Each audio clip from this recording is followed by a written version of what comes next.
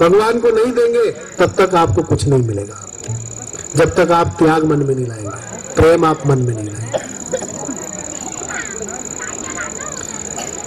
5 minute का यज्ञ है, लीक से मैं भटक जाता हूँ, वापस जा रहा हूँ लीक पे यज्ञ की तरफ।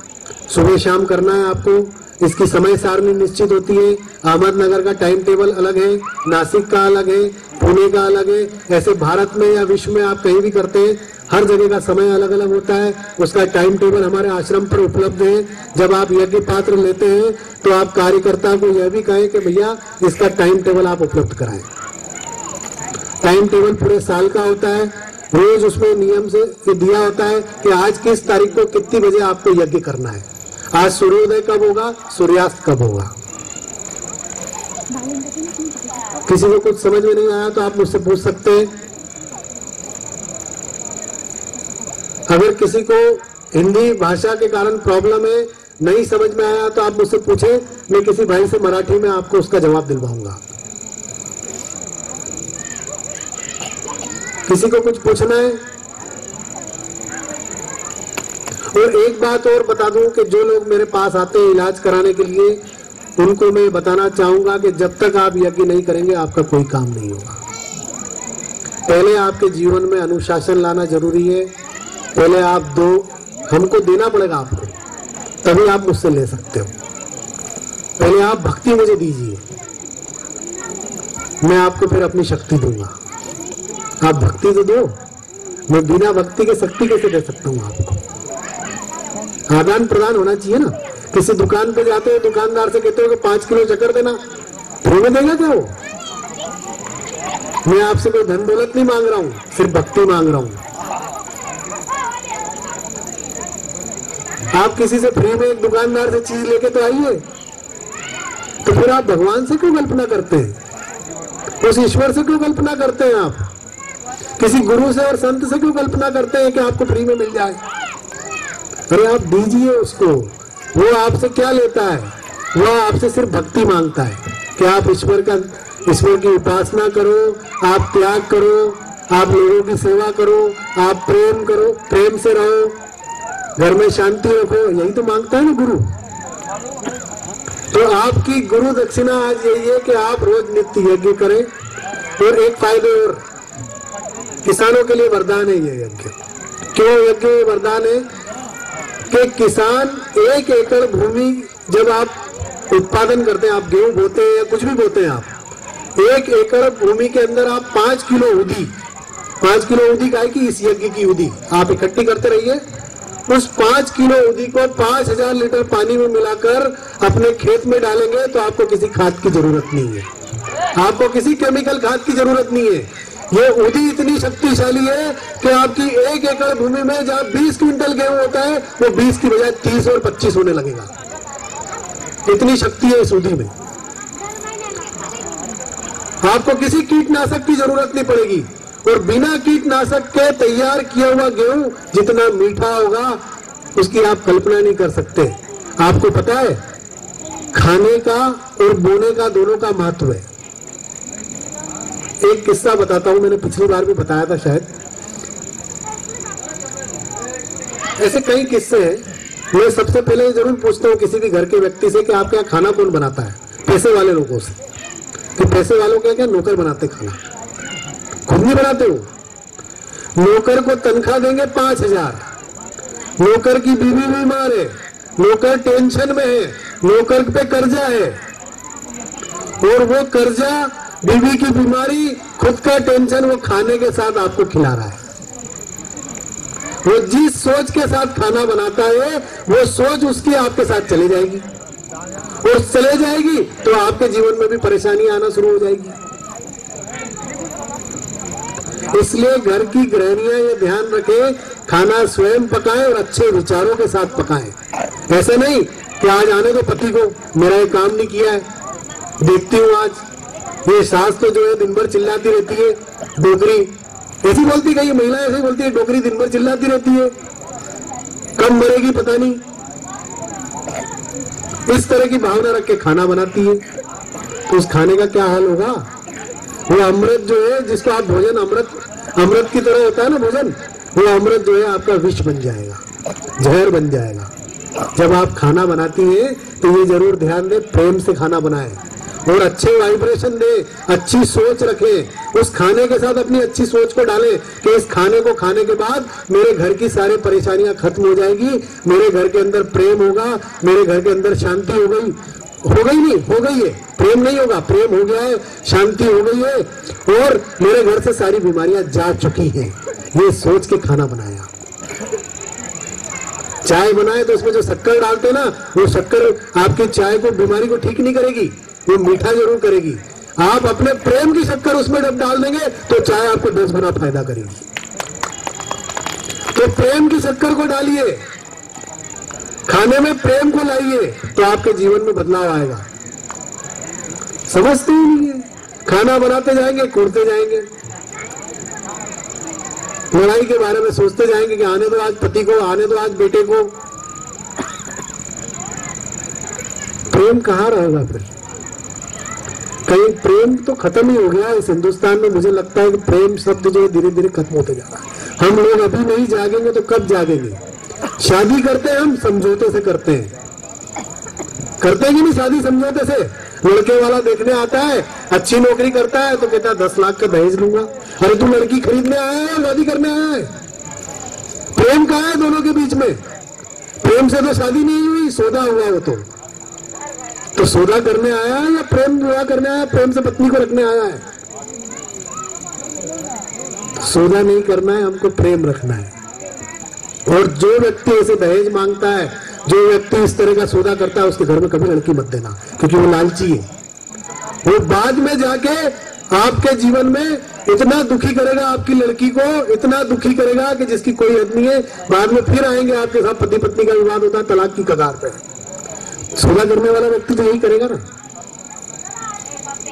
ऐसे वर का चयन कीजिए, ऐसी पत्नी का चयन कीजिए कि जहां आपस में सौदा नहीं हो, प्रेम हो। जब शुरू से ही सौदे से लड़की आएगी घर में तो क्या होगा? प्रेम कहाँ रहेगा? बार बार निवेदन करता हूं कि प्रेम का बीज बोलो, जीवन बदल जाएगा। शांति का बीज अपने घर में बोलो, सब कुछ अच्छा हो जाएगा। कृषि के लिए वरदान है ये। 5,000 लीटर पानी के अंदर 5 किलो उदी डालिए, 1 एकड़ भूमि के लिए पर्याप्त है। इसके अलावा आप इसको टेस्ट करना चाहते हैं तो 3 पेड़ दूसरे लगाइएगा, 3 पेड़ 6 पेड़ लीजिएगा, या एक पेड़ 2 अलग अलग ले लीजिएगा। 1 पेड़ के अंदर उदी डालिएगा, 1 पेड़ में कीटनाशक डालिएगा। देखिएगा सबसे पहले कौन सा पेड़ ज्यादा आगे बढ़ता है। हमने इसके रिजल्ट लिए। सड़े हुए बीज को हमने बोया, सड़े हुए बीज के ऊपर हमने उदी डाली तो सड़ा बीज जो है वो पेड़ के रूप में बन गया, और जो अच्छा बीज था वो छोटा ही रह गया, पेड़ बन ही नहीं पाया। इस उदी के ढेरों फायदे हैं, इस भगवत के ढेरों फायदे हैं। बीमार होते हैं, रोज सुबह शाम बाबा का नाम लेके उदी खा लीजिए। शिरडी में प्रसाद का बट्टा, उदी का बट्टा है ना। तो बाबा का ही यज्ञ बाबा से साक्षात्कार करके बनाया है। इस उदी को सुबह शाम लीजिए, नित्य यज्ञ करने के बाद आपकी बीमारियां खत्म होगी। वो धुआं आपके अंदर जाएगा, आपकी बीमारी को खत्म करेगा, आपके वातावरण को शुद्ध करेगा। इसके अलावा महिलाओं के लिए कॉस्मेटिक का भी काम करता है ये। जिन महिलाओं को सुंदर होना है, जो ज्यादा कांच में देखती है, सुंदर होना चाहती है, उनके लिए ये वरदान है।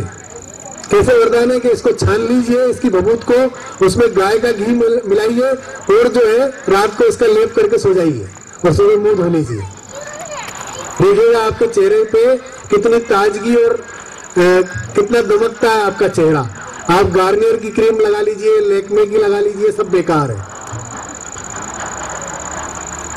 ढेरों फायदे हैं इसके। किताब में मैंने इसका वर्णन किया है। कृषि के लिए मेरी एक किताब 1 महीने बाद आने वाली है कि कृषि के लिए क्या किस तरह से वरदान है ये, इसके साइंटिफिक रीजन क्या है और हमको खेतों में कैसे डालना चाहिए, कितने पानी में डालना चाहिए, इसका उपयोग कैसे करना चाहिए।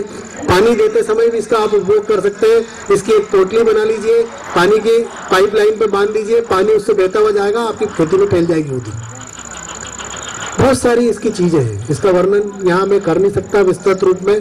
टाइम हमारे पास कम है, कई लोग बाहर से आए हैं, मुझे देखना भी है अभी।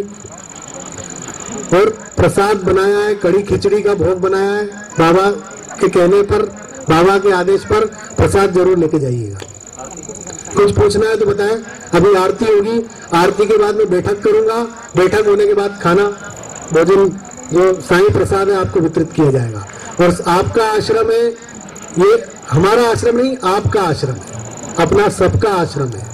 हमको संकल्प लेके दीन दुखियों की मदद करना। आगे जाके इस आश्रम में हम वृद्ध आश्रम भी डालेंगे, जिन लोगों के पास खाने के लिए कुछ नहीं है उनके लिए यहाँ भंडारा चलेगा, सुबह शाम उनको खाना मिलेगा, फ्री में निःशुल्क खाना मिलेगा। जितनी आप मदद कर सकते हैं, अन्नदान कर सकते हैं, अन्नदान करिए। आपका अपना आश्रम है, यहाँ आके काम करिए। पेड़ कैसे लग रहे हैं, खेती कैसे हो रही है, गाय की सेवा कैसे हो रही है, ये सब अपना ही है।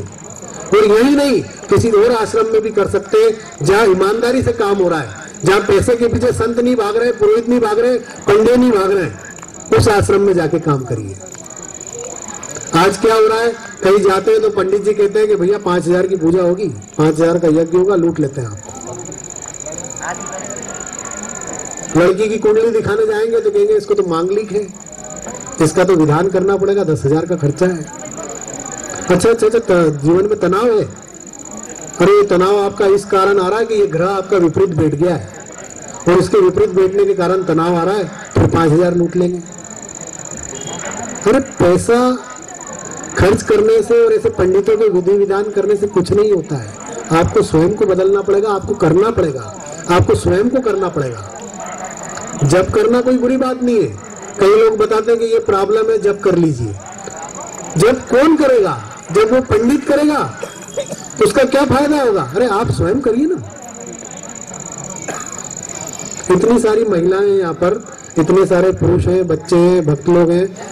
एक मशीन आती है, काउंटिंग मशीन, वो हाथ में रखिए, जब फ्री है वो भगवान का जप करते रहिए। दूसरी बात, इस यज्ञ के विधान में एक और बात बताना चाहूंगा कि अगर आपके परिवार के सदस्य, घर के मुखिया को नहाना जरूरी है, लेकिन परिवार के सदस्य सुबह जो है अगर नहा नहीं पाते, स्नान नहीं कर पाते, तो भी वो यज्ञ में बैठ सकते हैं, क्योंकि ये श्रद्धा का विषय है। इसके जो मंत्र है ईश्वरवाचक है। परिवार के सदस्य बिना नहाए भी इस यज्ञ में बैठ सकते हैं, लेकिन जो मुखिया आहुति डालेगा उसका नहाना आवश्यक है, स्नान करना आवश्यक है, उसकी शुद्धता जरूरी है। प्रार्थना की शक्ति के बारे में भी आप जानते हैं कि प्रार्थना को इसमें शामिल किया गया है। प्रार्थना, आज आप देखेंगे पूरे विश्व के 90% लोग जो है प्रार्थना करते हैं। प्रार्थना एक बड़ी शक्ति है। शब्द कभी नहीं मरता। हमारे मुंह से जो शब्द निकलता है ना, वो ब्रह्मांड में जाके हमारे कर्मों के रूप में इकट्ठा हो जाता है। इसलिए कहा जाता है कि किसी के बारे में गलत बात मत करो। आप किसी को गाली देते हैं ना, तो उसका नुकसान उसको नहीं होता है, वो शब्द के रूप में वहां इकट्ठा होता है और आपके नकारात्मक कर्मों के रूप में वापस आता है आपके पास। इसलिए कहा जाता है अच्छा बोलो, अच्छा सुनो, अच्छा देखो। इसलिए कहा जाता है कि अच्छा बोलो, अच्छा सुनो और अच्छा देखो। आप गलत चीज देखेंगे तो आपका मन भी बार बार उसी तरफ जाएगा कि नहीं? संगति का असर होता है ना। आप बार बार गलत चीज देखते रहेंगे। ये आपका अगर कोई दोस्त शराब पीता है, आप उसके साथ रहेंगे तो एक न एक दिन आपका विचार जरूर होगा, मैं भी तो पी के देखूं, ये कि रोज क्यों पीता है। संगति का असर होता है, वातावरण का असर होता है, देखने का असर होता है। इसलिए कहा जाता है अच्छा बोलो, अच्छा सुनो और अच्छा देखो। तो मेरे भाइयों, मेरी बहनों, मेरा आप सभी से निवेदन है कि जीवन में प्रेम को ले आओ, इस यज्ञ को रोज करो, नित्य जो है लोगों की मदद करो, सेवा करो, आपके दुख दर्द सारे खत्म हो जाएंगे। मेरा विश्वास है, बाबा का विश्वास है। अच्छा, आगे बहुत सारे टाइम कम है हमारे पास। एक प्रतियोगिता हमने यहाँ रखी है साईं सच्चरित्र के ऊपर, बच्चों की। साईं सच्चरित्र की एक कहानी आपको यहाँ पर आके सुनाना है। जो इस प्रतियोगिता में शामिल नहीं है वह भी सुना सकते हैं, और जो शामिल है वो तो सुनाएंगे। तो कार्यकर्ताओं से निवेदन है कि एक एक बच्चे को या एक एक जो बड़ा व्यक्ति है जो कहानी बाबा के बारे में, अपने चरित्र, बाबा से जुड़ी कोई घटना या बताना चाहता है, तो आए, आमंत्रित है। और फर्स्ट सेकंड थर्ड प्राइज मिलेगा आज इसके ऊपर। जो सबसे अच्छे रूप में इस साईं सच्चरित्र की कहानी को प्रस्तुत करेगा उसको मैं अपनी तरफ से आशीर्वाद के साथ साथ एक गिफ्ट भी दूंगा। ये कार्य हम इसलिए कर रहे हैं कि बच्चे जो है अच्छे ग्रंथ पढ़े, अच्छी चीजें सीखे, उनके जीवन में बदलाव आए, इसलिए इस तरह के कार्यक्रम होना बहुत आवश्यक है। इसकी पिछली बार हमने माता पिता पूजन रखा था, अब मैं जो कार्यक्रम करने जा रहा हूं फरवरी में, उसमें सास बहू मिलन रखूंगा। सारी सासों को एक कुर्सी पे बिठाया जाएगा, बहुएं सास के पैर धोएगी और माफी मांगेगी कि माता जी कोई गलती हो तो माफ कर दो। और अगर कोई सास अगर ईमानदार है और बहू को परेशान करती है तो वो उस समय अपनी बहू से माफी मांगेगी, मेरे से गलती हो गई बेटा। क्यों बहुएं अपनी सास को मां नहीं समझती और क्यों अपनी सास जो है बहुओं को अपनी बेटी नहीं समझती? मुझे इन दोनों के बीच में प्रेम का बीज बोना है। अगली बार हम कार्यक्रम करेंगे तो सास बहु मिलन समारोह रखेंगे। साईं सच्चरित्र के बारे में जो बच्चे यहाँ पर अपने विचार रखना चाहते हैं, कहानी की प्रस्तुति देना चाहते हैं, मैं उनको आमंत्रित करता हूँ। क्या नाम है बेटा? मोनाली गायकवाड़, जो कि आश्रम में सेवा भी करती है। उसके पिताजी भी बहुत श्रद्धा से इस आश्रम से जुड़े हुए हैं और पूरा परिवार श्रम के रूप में यहाँ पर त्याग करता है। मोनाली जो है